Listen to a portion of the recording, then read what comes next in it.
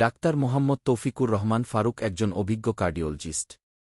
প্রতিদিন সকালে হাসপাতালে যান, রোগীদের দেখেন, সারাদিন ব্যস্ত থাকেন চিকিৎসা পরামর্শ দিতে। কিন্তু রমজান মাস এলেই তার ব্যস্ততা যেন কয়েক গুণ বেড়ে যায়। কারণ এই সময় অনেক হৃদরোগী নতুন নতুন সমস্যা নিয়ে আসেন, কখনো রোজার মধ্যে বুকে ব্যথা, কখনো ক্লান্তি, কখনো বা রক্তচাপ বেড়ে যাওয়া। একদিন তার চেম্বারে এলেন ৫৫ বছর বয়সী সালেহ আহমেদ।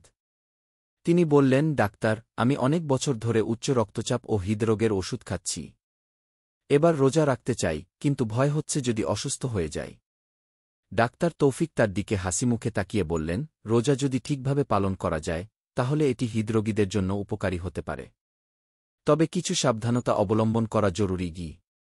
যেসব ওষুধ দিনে ২ বা ৩ বার খেতে হয়, সেগুলো চিকিৎসকের পরামর্শ নিয়ে সেহরি ও ইফতারে সামঞ্জস্য করে নিতে হবে। উচ্চ রক্তচাপ ও হৃদরোগের ওষুধ বন্ধ করা যাবে না। ইফতারে বেশি ভাজাপোড়া ও চর্বিযুক্ত খাবার খাবেন না। বরং খেজুর, ফল, ডাল, শস্যজাতীয় খাবার বেছে নিন। সেহরিতে বেশি লবণ ও তৈলাক্ত খাবার এড়িয়ে চলুন। রোজার সময় ইফতার থেকে সেহরি পর্যন্ত প্রচুর পানি পান করতে হবে। বুকের ব্যথা, শ্বাসকষ্ট, মাথা ঘোরা বা খুব দুর্বল লাগলে দ্রুত চিকিৎসকের পরামর্শ নিন। সালেহ আহমেদ মনোযোগ দিয়ে শোনার পর বললেন, আপনার কথা শুনে সাহস পেলাম ডাক্তার। আমি রোজা রাখব, তবে আপনার দেওয়া পরামর্শগুলো অবশ্যই মেনে চলব।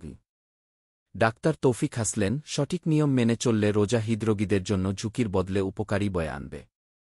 সুস্থ থাকুন, নিরাপদ থাকুন।